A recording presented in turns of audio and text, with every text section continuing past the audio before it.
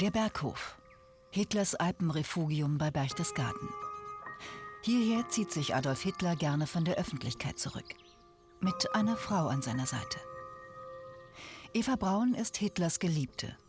Vor den Deutschen hält der Führer das Verhältnis geheim. Private Filmaufnahmen zeigen sie mit ihrer Schwester und der Ehefrau des Architekten Albert Speer beim Blumenpflücken. Sie gilt bis heute als unpolitisches und unbedarftes Anhängsel des Massenmörders. Doch wer war die Blondine wirklich, die auch die Braut des Bösen genannt wird? Eva Braun war eine junge, blonde, recht hübsche Frau, sportlich, sehr sportlich. Das ist das, was sehr charakteristisch für sie war. Sie sehr viel Sport trieb. Und sie wirkt auf Fotografien sehr lebenslustig und fröhlich. In den mehr als 13 Jahren ihrer Beziehung wurde aus dem Mädchen aus kleinbürgerlicher Familie die kompromisslose Gefährtin des Diktators. Hinter dieser oft auch aufgesetzten Fröhlichkeit findet sich eine Frau, die sehr bestimmt war und mit einer unglaublichen Härte und Konsequenz versuchte, ihre Ziele zu erreichen. Sie ging, was sie schon sehr früh zeigte und sie auch Hitler gegenüber deutlich machte, bis zur letzten Konsequenz, bis zu ihrem Tod. Gefangen zwischen Macht und Ohnmacht, eitel und keineswegs ein Opfer, so glaubt ihre Biografin, hat sich Eva Braun dennoch einen, wenn auch zweifelhaften Platz in der Geschichte gesichert.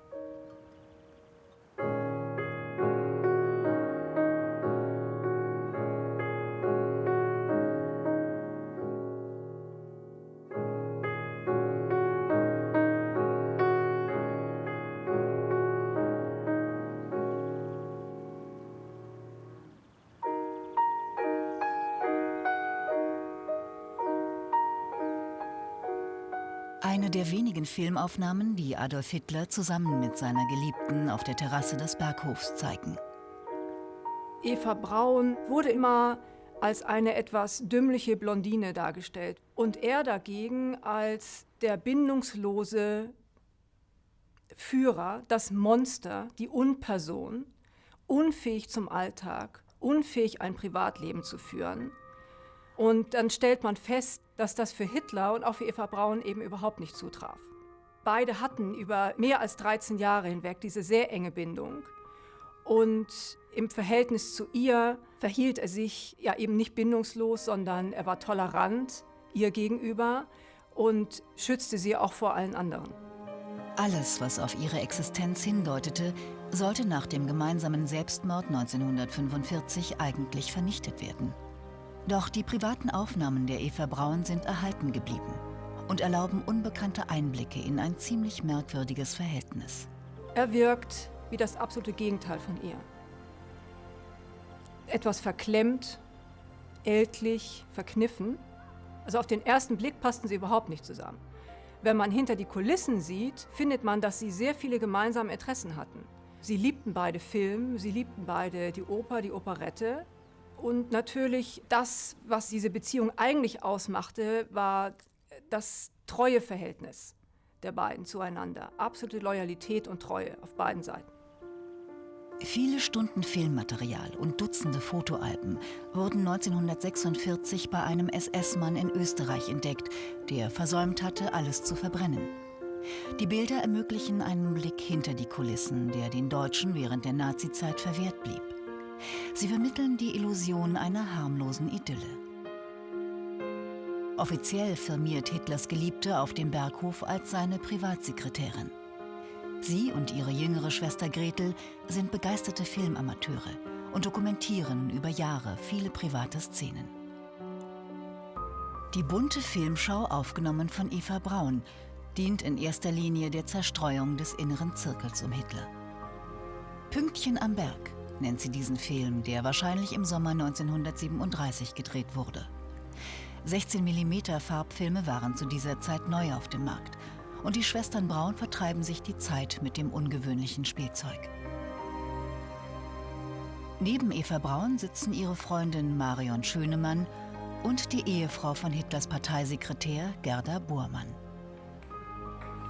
Man filmt und fotografiert sich gegenseitig. Gretel Braun, rechts im Bild, ist ebenso begeistert von der Filmerei wie ihre ältere Schwester.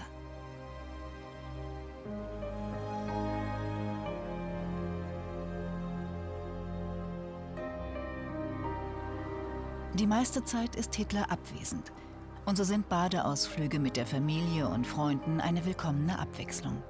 Eva Braun lässt sich besonders gerne bei ihren sportlichen Aktivitäten filmen.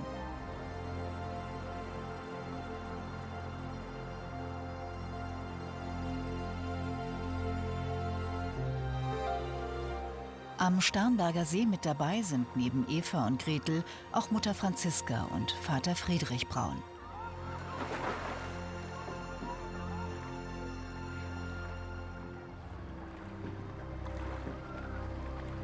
Die Führergeliebte ist zu diesem Zeitpunkt 25 Jahre alt.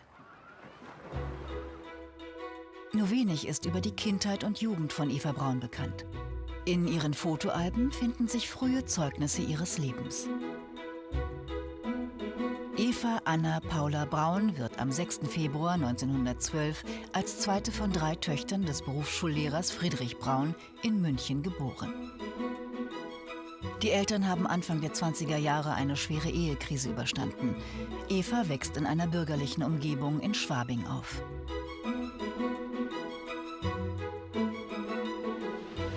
Auch beim Badeausflug an den Wörthsee im Mittelpunkt Eva Braun.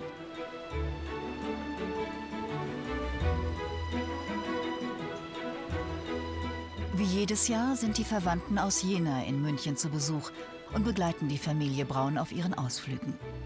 Vor allem Cousine Gertraud genießt die Badefreuden. Tante Fanny und Onkel Fritz mögen die 13-Jährige ganz besonders. Mehr als 60 Jahre wird Gertraud über ihre Beziehung zu den Brauns Stillschweigen bewahren. Nur ihr Ehemann weiß Bescheid und verbietet ihr, das Thema zu erwähnen.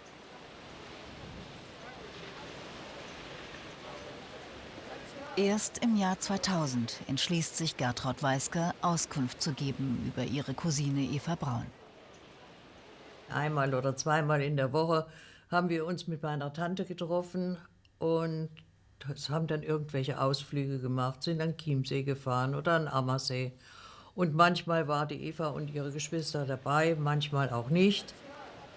Der Kontakt war eben einfach ein rein familiärer. Wenn die Cousinen gekommen sind, war das für mich sehr schön. Wir sind zum Schwimmen gefahren oder haben Kaffee getrunken und sind dann abends wieder in unser eigenes Quartier gegangen, zu den Großeltern. Mein Vater war nie dabei. Der hat offensichtlich dokumentiert, dass er mit der Eva keinen Kontakt haben wollte. Das Verhältnis Evas zu ihren Eltern war nicht immer so entspannt, wie die Filme suggerieren. Ihre beste Freundin wird später berichten, Eva habe fast ihre ganze Jugend in ihrem Elternhaus verlebt, weil die Zustände zu Hause nicht sehr erfreulich gewesen seien.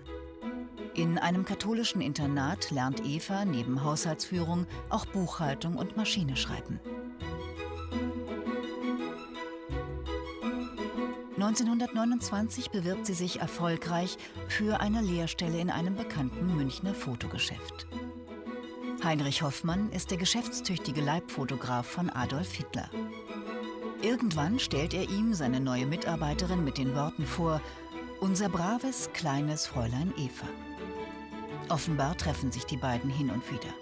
Hitler vertraut schon bald einem seiner Adjutanten an: „Für die Liebe halte ich mir ein Mädchen in München." Sie war 17 und er war 40. Also er war ein schon etwas ältlicher Junggeselle, der dieses Mädchen offenbar attraktiv fand.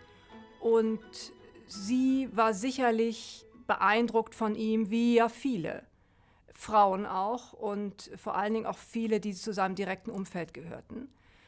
Und nicht zuletzt hat auch ihr Chef Heinrich Hoffmann in dieser Beziehung, für die Anbahnung dieser Beziehung, eine gewisse Rolle gespielt, die allerdings bis heute unklar bleibt.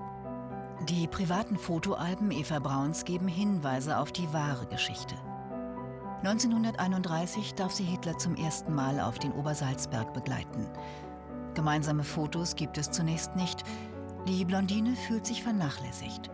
Sie will ihn mit allen Mitteln an sich binden und richtet schließlich die Waffe ihres Vaters gegen sich selbst.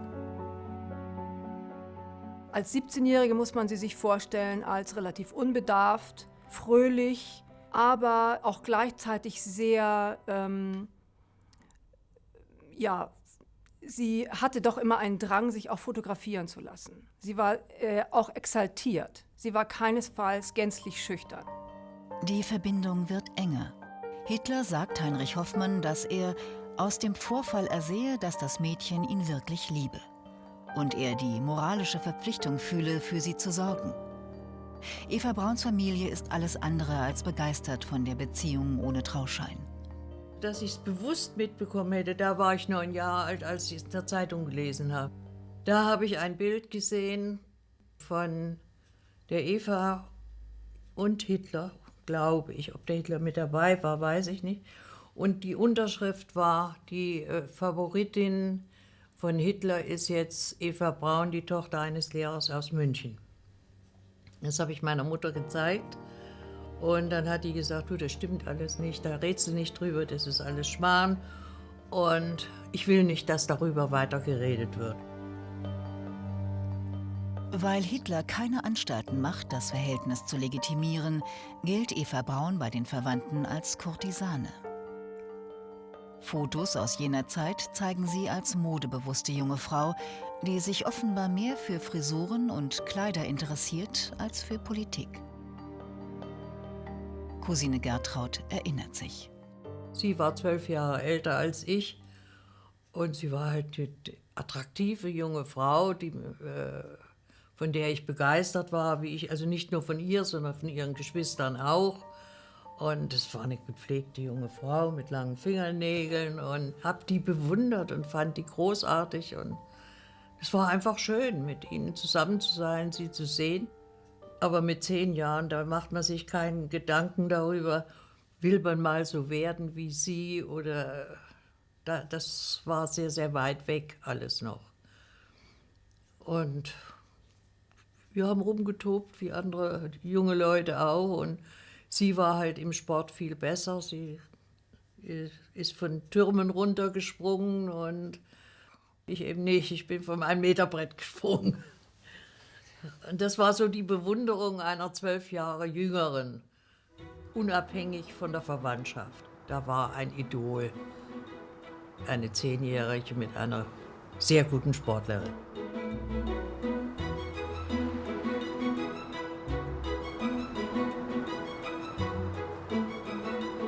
Die privaten Filmaufnahmen aus dem Jahr 1937 zeigen nur die lebenslustige Seite der Führergeliebten, die unter der Beziehung zu Hitler leidet. Erst 2 Jahre ist es her, dass Eva Braun besonders unglücklich gewesen ist.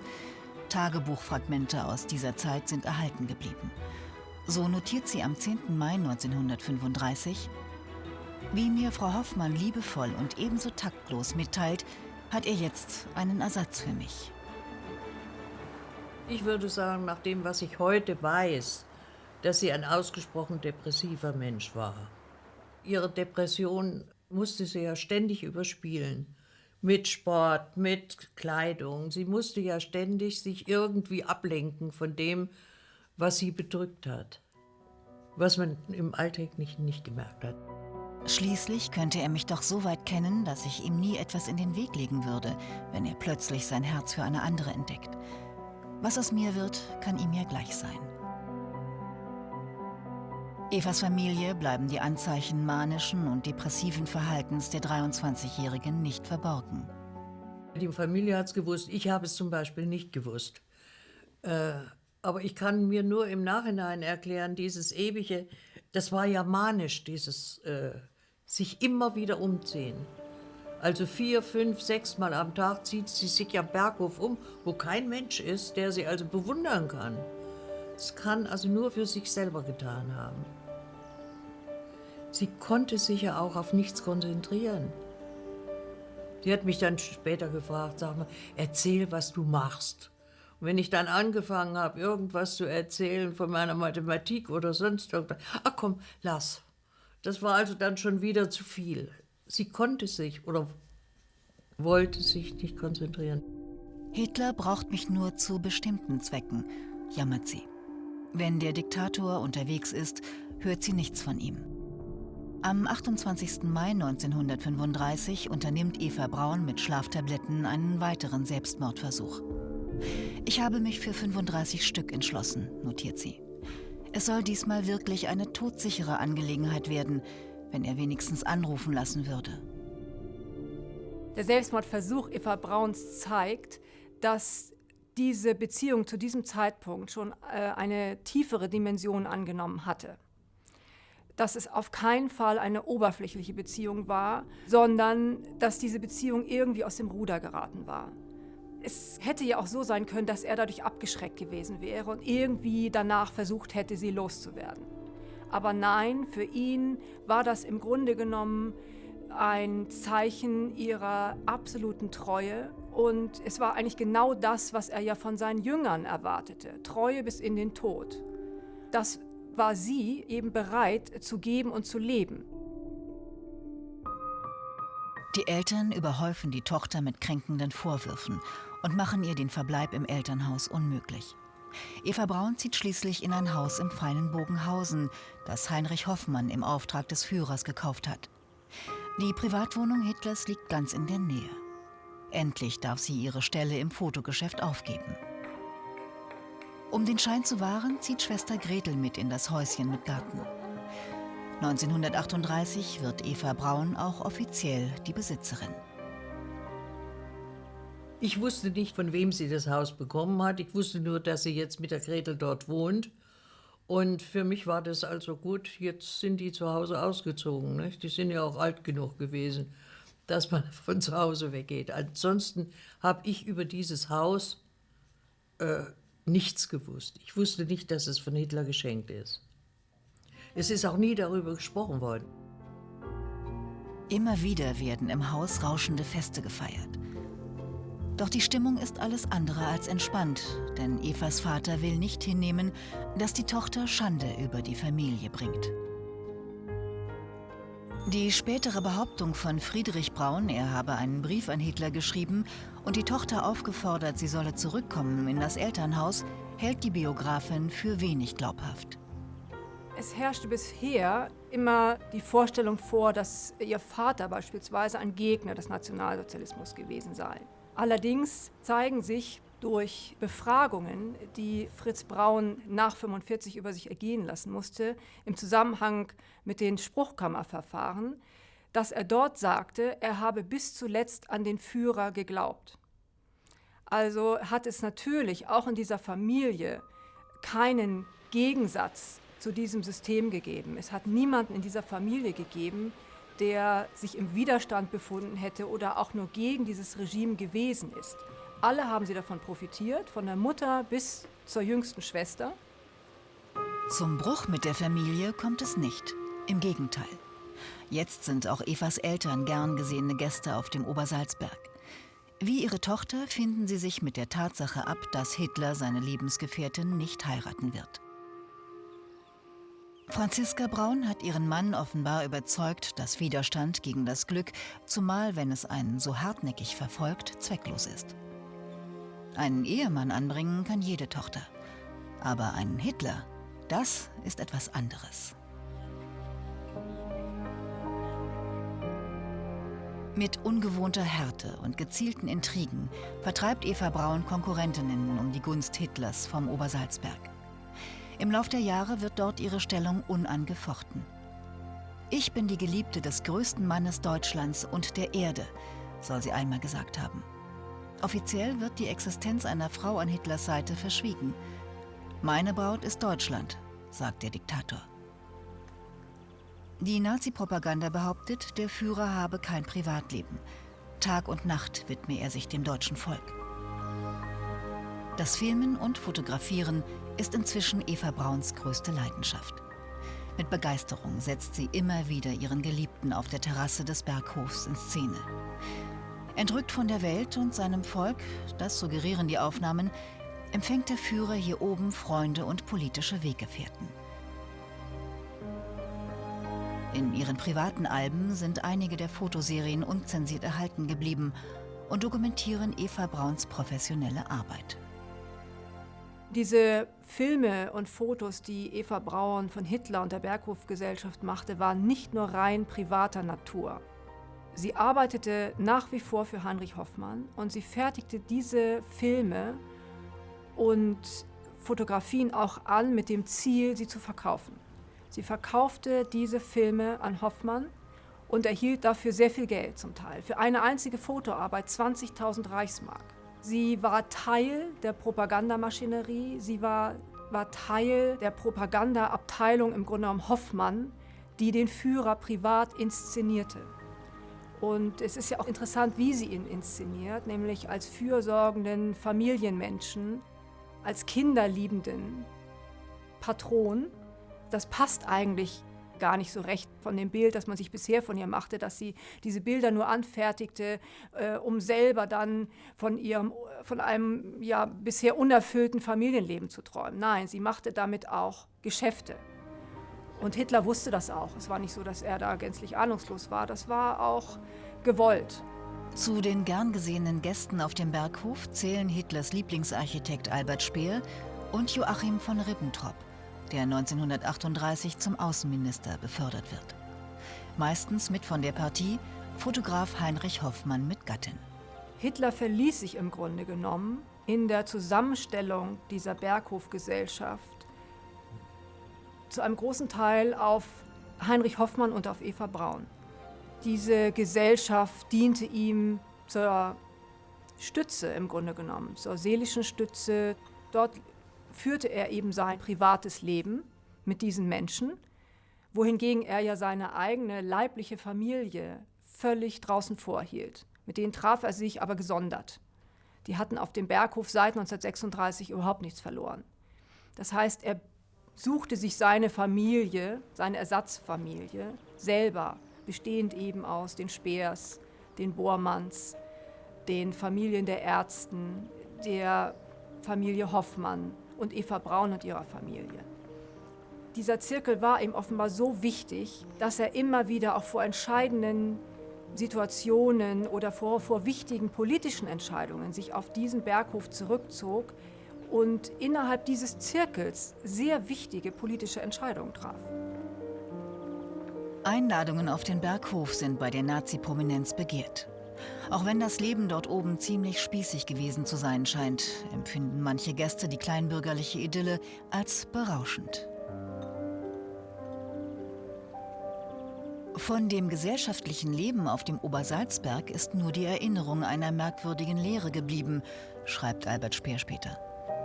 Kaum äußerte Hitler sich über die Juden, über seine innenpolitischen Gegner oder gar über die Notwendigkeit der Einrichtung von Konzentrationslagern. Das hatte vielleicht mehr mit der Banalität dieser Gespräche zu tun, als mit irgendeiner Absicht. Im inneren Zirkel wissen alle Bescheid über die besonderen Lebensumstände des Diktators. Niemand nimmt mehr Notiz davon, dass Eva Braun bei solchen Gelegenheiten wie selbstverständlich die Dame des Hauses spielt. Sie war nicht politisch, kaum je versuchte sie Hitler zu beeinflussen. Und wie sich dann aber zeigt, ist auf dem Berghof natürlich über Politik gesprochen worden, in Anwesenheit der Frauen, der Damen über Politik gesprochen worden. Sie waren sicherlich nicht in alles eingeweiht, sie waren sicherlich nicht in militärische Operationen eingeweiht. Aber natürlich wurde beispielsweise auf dem Berghof darüber diskutiert, wie es mit Österreich nach dem sogenannten Anschluss weitergehen sollte. Auch Hitlers Sekretär Martin Bormann gehört zum inneren Zirkel. Er hat dafür gesorgt, dass alle Nachbarn aus der Umgebung des Berghofs verschwunden sind und das riesige Areal drumherum zum besonders gesicherten Sperrgebiet für den Führer ausgebaut worden ist. Hitler ist ein Langschläfer und isst erst gegen 15 Uhr zu Mittag. Danach bricht der Diktator mit seinen Gästen meistens zu einem ausgedehnten Spaziergang auf. Diesmal ist Ribbentrop offenbar der bevorzugte Gesprächspartner an Hitlers Seite. Unter vier Augen kommen bei dieser Gelegenheit auch heikle politische Fragen zur Sprache. Der Außenminister ist ein treuer Gefolgsmann des Diktators und unterstützt bedingungslos dessen Kriegspläne.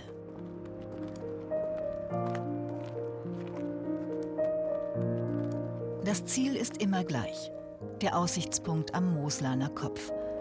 Von hier aus hat man bei gutem Wetter einen herrlichen Blick Richtung Salzburg. In der Nähe hat Bormann für Hitler ein Teehaus errichten lassen. An der Kaffeetafel, so erinnert sich Albert Speer später, verlor sich Hitler besonders gern in endlose Selbstgespräche. Aus gebührender Entfernung dreht Eva Braun ein Gespräch mit Reichsjugendführer Baldur von Schirach. Seit 1938 bewohnt Albert Speer mit seiner Familie ein Haus ganz in der Nähe des Berghofs und ist einer der häufigsten Besucher. Mit Eva Braun verbindet ihn eine Freundschaft. Sie habe, wird er nach 1945 aussagen, dort, genau wie die prominenten Mitarbeiter Hitlers, ihre Stellung ausnutzen können. In Hitlers Nähe, erinnert sich Speer später, widerstanden nur Einzelne den Versuchungen des Hofstaates. Hitler selbst leistete dieser Entwicklung keinen sichtbaren Widerstand. Die besonderen Bedingungen seines Herrschaftsstils, glaubt Speer, hätten ihn in wachsende Vereinsamung geführt. Zu menschlichem Kontakt sei er generell unfähig gewesen. Und weiter? In den Hunderten von Gesprächen wurden Fragen der Mode, der Hundeaufzucht, des Theaters und des Films, der Operette und ihrer Stars behandelt. Gelegentlich schlief Hitler über seinen Monologen ein. Zuweilen gelingen der Führergeliebten ungewöhnliche Fotos, die zu Lebzeiten des Diktators nie veröffentlicht worden wären. Sie belegen die ungewöhnliche Beziehung der beiden. Eva Braun spielt gerne die Gastgeberin, die ihrer Position gemäß den Ton angibt. Höhepunkt von Bormanns Bautätigkeit auf dem Obersalzberg ist die Errichtung des Kehlsteinhauses. Damit der Führer und sein Gefolge den in 1800 Metern Höhe gelegenen Aussichtspunkt erreichen können, müssen eine Straße und ein Aufzug in den Fels gebaut werden.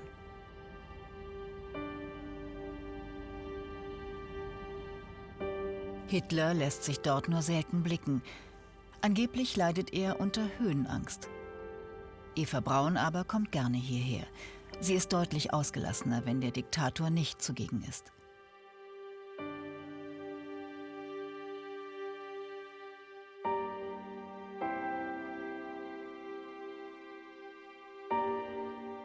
Eine Fotoserie zeigt Hitler mit Eva Braun im Kehlsteinhaus. An seiner Seite sitzt Magda Goebbels, die Ehefrau des Propagandaministers. Sie ist mit ihren Kindern auf den Berghof geflohen und spielt dort die Rolle der betrogenen und entrüsteten Ehefrau.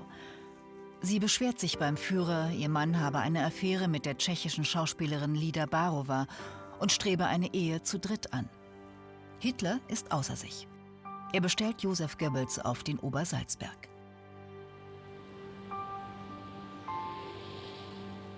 Ob diese Filmaufnahmen Eva Brauns die Ankunft von Goebbels an jenem Tag zeigen oder einen anderen Besuch, ist unklar.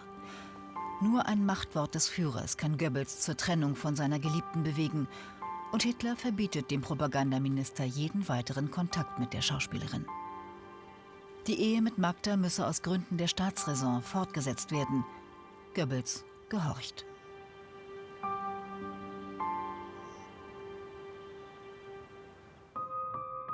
Dieses Foto von der Silvesterparty 1938 dokumentiert das eheähnliche Verhältnis des Führers mit Eva Braun. Der bekennende Vegetarier Hitler bekommt ein eigenes Menü, das Eva Braun in ihr Fotoalbum einklebt. Welche Ergebnisse der Diktator beim Bleigießen erzielt, ist nicht überliefert. Das Jahr 1939 markiert den Wendepunkt in Hitlers Herrschaft. Seit seiner Machtübernahme ist er von Erfolg zu Erfolg geeilt, hat Deutschland aufgerüstet, das Saargebiet, das Sudetenland und ganz Österreich dem Dritten Reich einverleibt. Wenn er zu diesem Zeitpunkt gestorben wäre, meinen selbst seine Feinde, wäre er der größte Deutsche seit Bismarck. Doch der Diktator ist zum Krieg entschlossen und so vollzieht sich von diesem Zeitpunkt an sein unaufhaltsamer Untergang. Obwohl Eva Braun eine gute Skifahrerin ist, sieht es Hitler nicht gerne, wenn sie Ski fährt, denn er hat Angst vor Verletzungen und Beinbrüchen. Doch einmal, als der Diktator nicht auf dem Obersalzberg weilt, gibt er ihr 8 Tage Urlaub, um mit Albert Speer zum Skifahren nach Österreich zu fahren. Speer erinnert sich später, dass sie dort unerkannt mit großer Leidenschaft bis in die Morgenstunden mit jungen Offizieren tanzte. Die beiden verbindet die gemeinsame Abneigung gegen Martin Bormann. Speer zufolge wegen seiner arroganten, plumpen Art, mit der er die Natur vergewaltigte und seine Frau betrug. Ostern 1939 filmt Eva Braun die zahlreichen Sprösslinge von Speer und Bormann beim Ostereiersuchen.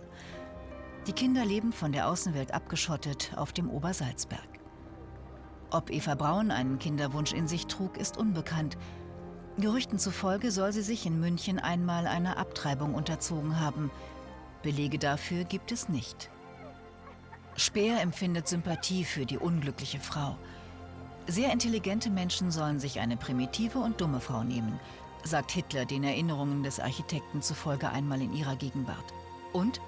Sehen Sie, wenn ich nun noch eine Frau hätte, die mir in meine Arbeit hereinredet, in meiner freien Zeit will ich meine Ruhe haben. Inzwischen regiert der Diktator Nazi-Deutschland bevorzugt vom Berghof aus. Hier entwirft er entscheidende politische und militärische Pläne, erlässt Gesetze und Verordnungen. Möglicherweise spielt dabei die gefestigte Beziehung zu Eva Braun eine Rolle, die sich immer dann am Obersalzberg aufhält, wenn Hitler sich dort mit seinem Hofstaat befindet. Ein Adjutant erinnert sich später, dass es auf dem Berghof immer schwieriger geworden sei, vom Staatsoberhaupt Entscheidungen zu erlangen. Auf dem Berg ist der Führer sogar für Repräsentanten aus Partei und Regierung meistens unerreichbar. Oft sind es nur Kulturereignisse, die den verhinderten Künstler Hitler aus seiner Regierungszentrale am Obersalzberg locken. So reist er im Juni 1939 anlässlich des 75. Geburtstages des Komponisten Richard Strauss ungeplant nach Wien. Auf dem Rückweg nach Berchtesgaden besucht der Führer Stätten seiner Kindheit. Eva Braun filmt die Ankunft in der Grundschule von Fischelham bei Linz. In seinem Buch Mein Kampf behauptet Hitler, er sei damals schon ein kleiner Rädelsführer gewesen, wenn die Dorfjungen Räuber und Gendarm spielten. Sein Klassenlehrer wird sich später an einen dünnen, bleichen Jugendlichen erinnern, dem Lernen zuwider war, der seine Begabungen vernachlässigte und außerstande war, sich in die Schuldisziplin zu fügen.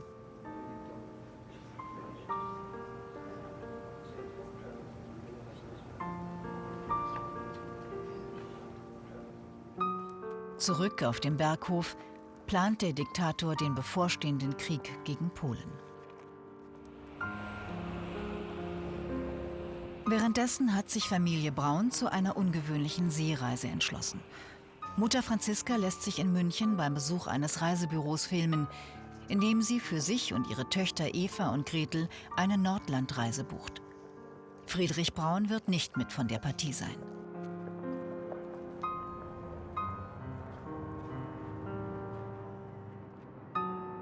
Kurz darauf trifft die kleine Reisegruppe in Hamburg ein, wo sie an Bord des Kreuzfahrtschiffes Milwaukee gehen wird.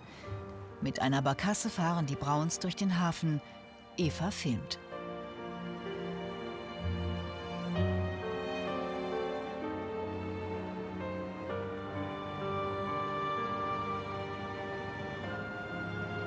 Wie die Robert Ley wird die Milwaukee von der nationalsozialistischen Organisation Kraft durch Freude eingesetzt, die einfachen Volksgenossen Urlaubsreisen ermöglicht. Als Kreuzfahrtschiff ist der 1929 in Hamburg gebaute einstige Nordatlantik-Passagierdampfer mit Platz für 600 Gäste inzwischen äußerst populär. Diesmal sind die norwegischen Fjorde das Reiseziel.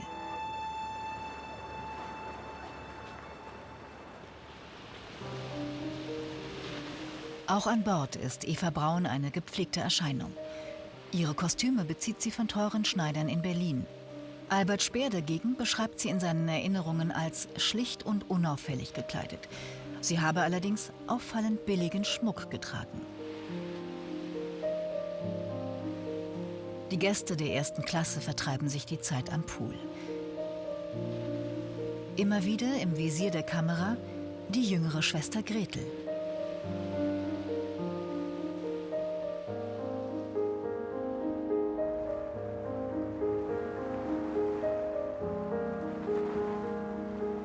Landausflug im Norden Norwegens.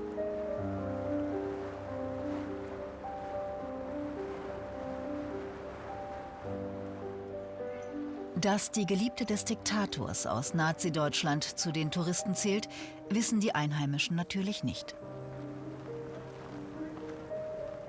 In ausländischen Publikationen ist immer wieder zu lesen, dass Hitler mit einer gewissen Evi Braun liiert sei. Doch offenbar fehlt es an zuverlässigen Informationen. So schreibt der Journalist Robert Arndt in einem Heftchen, das 1944 mit dem Titel »Die Frauen in Hitlers Leben in New York« erscheint: Evi Braun ist wohl kaum das typische arische Glamour-Girl. Ja, sie ist blond und hat blaue Augen, aber sie ist kräftig und ihre Gestalt plump. Sie entspricht mehr dem Bild einer deutschen Hausfrau aus der Mittelschicht als der Vorstellung, die man von einer First Lady des Reiches hat. Evi war nicht immer die konservative Hausfrau, die sie jetzt ist.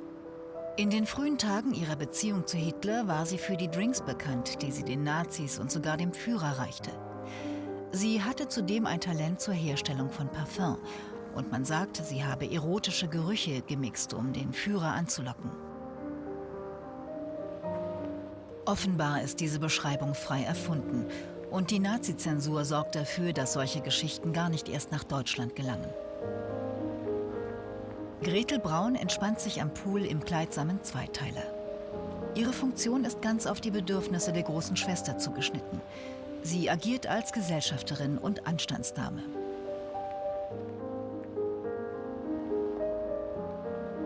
Ein weiterer Höhepunkt der Reise: An Deck werden zum Mittagessen Hummer serviert.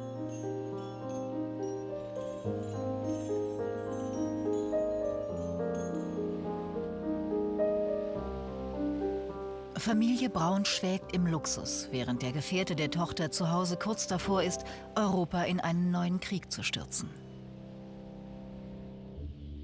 Am Obersalzberg empfängt Hitler am 17. Juni 1939 den Sondergesandten des Königs von Saudi-Arabien zu einer Unterredung mit anschließendem Tee. Wenn diplomatische Termine auf dem Berghof anstehen, wird Eva Braun in ihre Gemächer verbannt. Sogar bei Besuchen von Parteigrößen muss sie in ihrem Zimmer bleiben.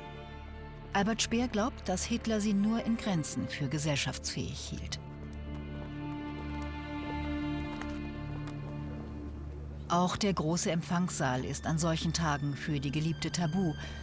Wenn die hohen Gäste länger bleiben, muss sie zeitweise sogar in das nahegelegene Haus des ungeliebten Martin Bormann umziehen.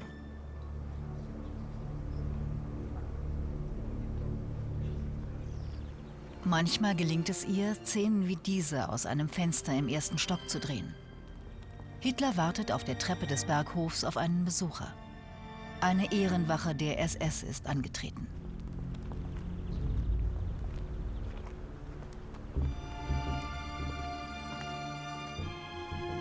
Während seines politischen Aufstiegs war es für Hitler immer klar gewesen, dass Deutschlands Größe nur durch einen neuerlichen Krieg wiederhergestellt werden könne, bei dem man Land erobern müsse. Das bekomme man nicht freiwillig ausgehändigt, man müsse es sich nehmen. Es würde einen Krieg geben und dieser Krieg sollte noch zu einer Zeit beginnen, in der er körperlich in der Lage wäre, ihn zu führen. Jeder Gedanke, er könne krank werden oder frühzeitig sterben, ließ ihn seine Kriegspläne beschleunigen. Er wollte ihn lieber früher als später beginnen. Für Hitler war ein Krieg nichts, wofür man sich schämen musste oder den es zu vermeiden galt. Sein erstes Opfer wird Polen sein.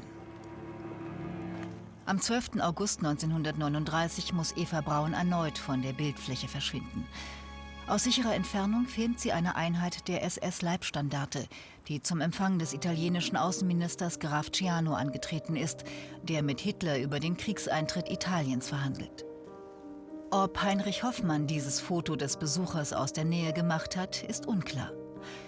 Eva Braun kommentiert es in ihrem Fotoalbum so: Da oben gibt es Verbotenes zu sehen. Mich. Hitler teilt dem Verbündeten seinen Entschluss mit, Polen anzugreifen. Abfahrt aus der Fremdenzimmerperspektive nennt Eva Braun diese Schnappschüsse von der Abreise des Staatsgastes. In dieser Zeit lässt sich SS-Chef Heinrich Himmler mit seinen Mitarbeitern Reinhard Heydrich und Karl Wolf auf der Terrasse des Berghofs filmen. Immer wieder bespricht der Diktator am Obersalzberg mit seinen Schergen Details von Krieg, Terror und Massenmord.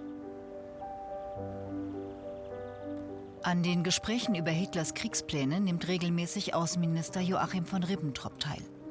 Während der Frieden in Europa am seidenen Faden hängt, schottet sich der Führer von der Ministerialbürokratie ab und schart seine engsten Vertrauten um sich. Der Diktator hat einen besonderen Coup vorbereitet. Ribbentrop soll nach Moskau reisen, um einen Nicht-Angriffspakt mit Stalin zu schließen.